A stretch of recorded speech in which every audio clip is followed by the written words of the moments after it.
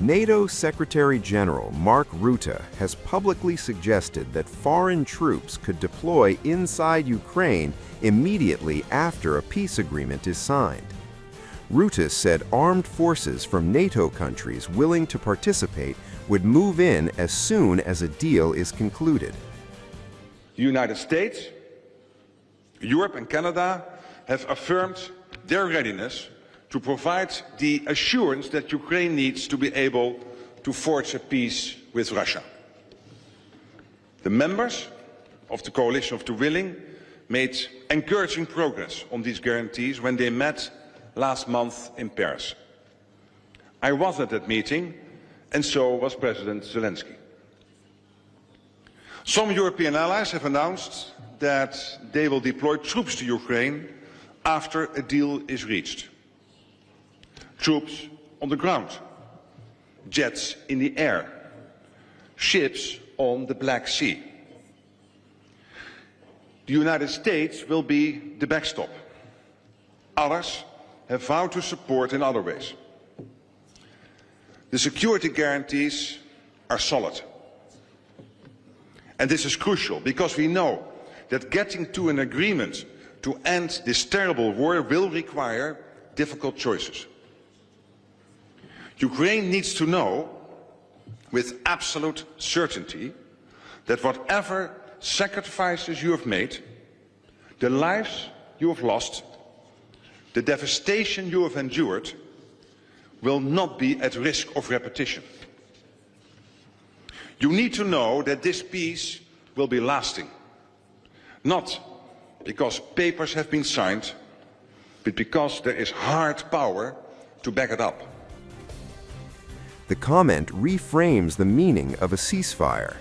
What was expected to mark the end of active hostilities is now being discussed as the starting point for a new security presence, one involving Western troops on Ukrainian soil. According to Rutte, these forces would be part of post-war security guarantees. But the scale, mandate, and duration of such deployments remain undefined, raising fears of mission creep and escalation. The idea of foreign troops in Ukraine, once unthinkable, is now being openly discussed at the highest levels. On Wednesday, U.S. Secretary of State Marco Rubio also confirmed that current security guarantee proposals involve deploying European forces inside Ukraine with American backing. Rubio suggested the presence would be limited but symbolic. According to him, the plan centers on a handful of European troops, primarily from France and the United Kingdom, operating under a broader U.S. security backstop. The message: Europe provides the boots, Washington provides the shield. Russia's response was immediate and unequivocal.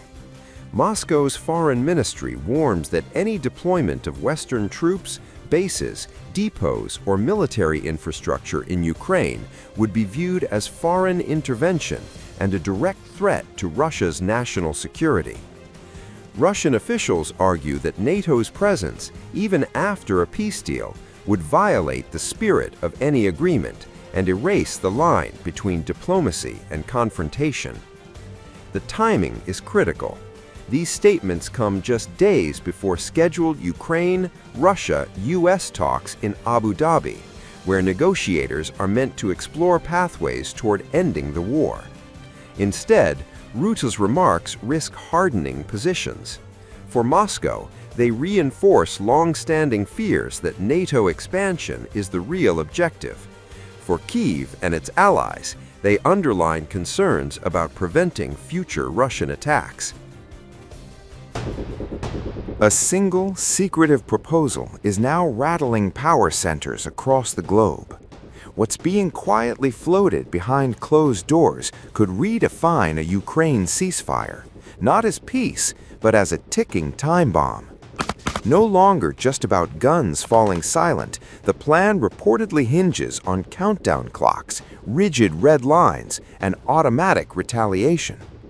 Under the proposal, any Russian breach could unleash a rapid chain reaction, culminating in U.S. forces entering the war within 72 hours. As diplomats scramble toward Abu Dhabi, the stakes have exploded. These talks aren't just about ending a war anymore. They risk igniting a far bigger one. According to a report by the Financial Times, Ukraine and its Western partners have quietly agreed on a powerful new ceasefire enforcement mechanism, one designed not just to deter Russia, but to respond automatically to any violation. The proposal transforms a future armistice into a step-by-step escalation ladder, with strict timelines and military consequences. The plan was reportedly discussed multiple times in December and January between Ukrainian, European, and American officials. Its central idea is simple but explosive. Any persistent Russian breach of a ceasefire would not be debated endlessly. It would trigger action. Phase 1 begins within 24 hours of a violation. It starts with diplomatic warnings and pressure, followed by Ukrainian military action aimed at stopping the breach on the ground. This stage is meant to contain escalation, but only briefly. If hostilities continue, the plan shifts to Phase 2. That's where the so-called Coalition of the Willing steps in, a group that reportedly includes several EU states, the United Kingdom, Norway, Iceland, and Turkey.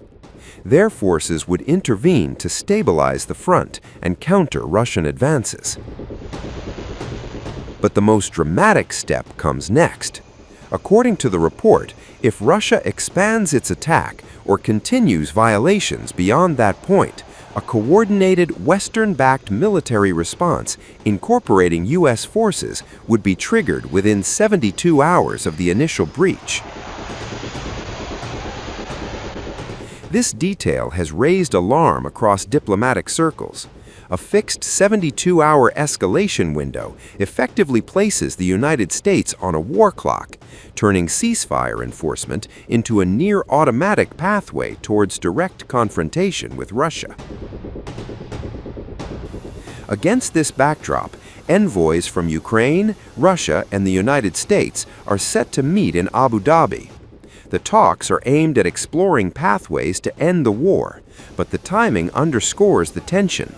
Negotiations are happening while military contingency plans harden. It needs to change. Our team continues to work closely with the American side to ensure that real, tangible solutions for peace can be effectively scaled up. A meeting was held today with our delegation. The guys are already on their way. The meetings are scheduled for Wednesday and Thursday. It won't just be a trilateral format, but also our bilateral format with America. There are things to agree on and content that requires further work. On security guarantees, further work. On security guarantees, we are ready. Government officials are working on Ukraine's recovery and future development. Our teams are actively engaged in this. It is important that at this time, America also resolutely supports dialogue, all available opportunities for dialogue, and accordingly works with the Russian side so that Russian strikes, so that Russian terror does not disrupt what can be achieved. I want to say one more thing. Ukraine supports nations that value freedom and are truly prepared to fight for it. The entire world sees what is happening in Iran, the sheer number of killings, and how the Iranian regime has invested heavily in spreading war and violence throughout the region and globally. Ukraine will not forget even one of the thousands of Shahed drones that are striking our cities and villages, our people. We see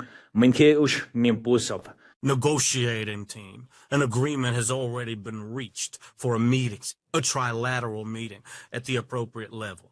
This meeting will be held next week, as we've planned, on Wednesday and Thursday in the Emirates, exactly as it was last time. I have just spoken with Rustem Umerov. For tomorrow, I have scheduled a meeting to agree on the framework of our discussion and prepare everything.